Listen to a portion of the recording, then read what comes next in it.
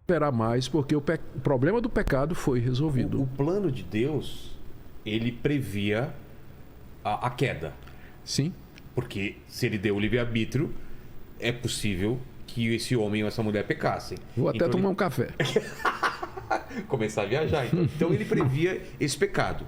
E ao mesmo tempo, ele tinha um plano que no final tudo se resolveria e a gente voltaria a esse novo Éden ou essa ligação total. Isso. Então, seria heresia da minha parte dizer que Deus imaginou que tudo isso ia acontecer e isso faz parte da vontade dele? Sim.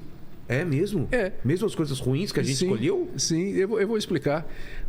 Primeiro, agora, imagine o dilema de Deus, por assim dizer. Eu sempre tento me colocar na posição de Deus e eu não consigo porque é uma coisa tão absurda. Mas tem algumas coisinhas que a gente pode imaginar. Então, eu não consigo. Como que você pode saber de tudo e ao mesmo tempo se surpreender quando um filho teu volta e você se agraciar e você ficar feliz, mas você sabe que aquilo aconteceu? Eu não consigo entender isso. Sim. Não sei se eu também vou conseguir tirar essa dúvida, não, mas eu vou dizer o que eu penso. Então, veja só, imagina o dilema de Deus.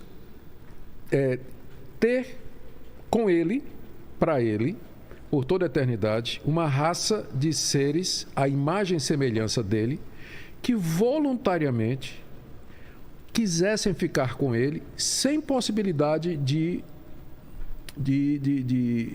outra decisão. Eu coloco isso com meu filho. Eu não queria isso pro meu filho. Bom, agora imagina que ele fosse obrigado a me amar. Ele não teria outra opção. Que vantagem tem? Pois é, então, Deus poderia ter feito pessoas assim, obrigado essas pessoas a amá-lo. Um robô. Ou então, Deus poderia criar a história da redenção, uma história onde as criaturas, onde de uma maneira que nós não sabemos, Deus, é uma das coisas que eu não sei, de uma maneira porque a Bíblia não explica também, Deus conduziria todo o processo de forma que o final fosse esse, mas através das decisões, e aqui vem, livres, espontâneas, voluntárias de suas criaturas morais, que são os anjos e os homens. Através das decisões livres dos anjos, dos homens, Deus constrói a sua história de forma que o final dela vai ser esse aí. Aí vem a grande questão. Como é que Deus pode ser soberano e nós podemos ser livres? E essa é a resposta para a qual essa é uma pergunta para a qual os teólogos não têm uma resposta, porque as respostas que são tentadas ou que foram dadas, elas acabam ou anulando a soberania de Deus, como por exemplo a teologia relacional, que há pouco tempo foi defendida por pastores aqui, inclusive famosos de São Paulo, dizendo que...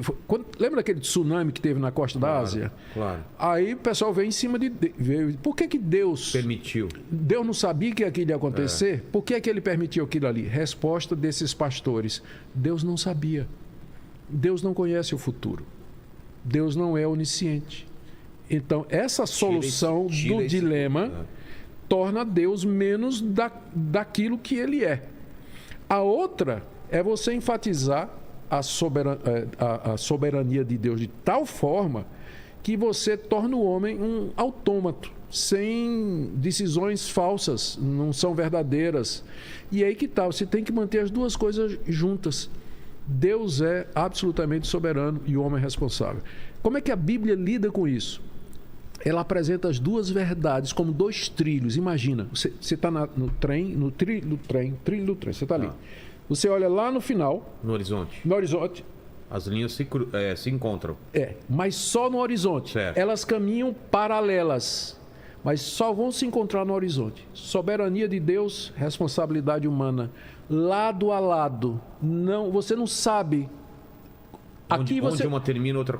Você não consegue fazer isso. Mas lá no fim da história, eu vou entender isso aí. Então, vou te dar um exemplo. A morte de Cristo.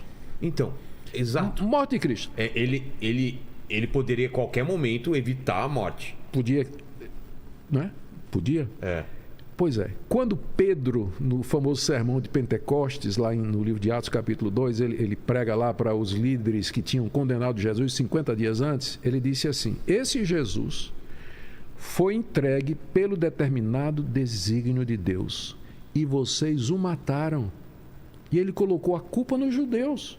Primeiro ele disse, olha, ele morreu segundo o plano de Deus. Segundo a vontade de Deus. E vocês o mataram.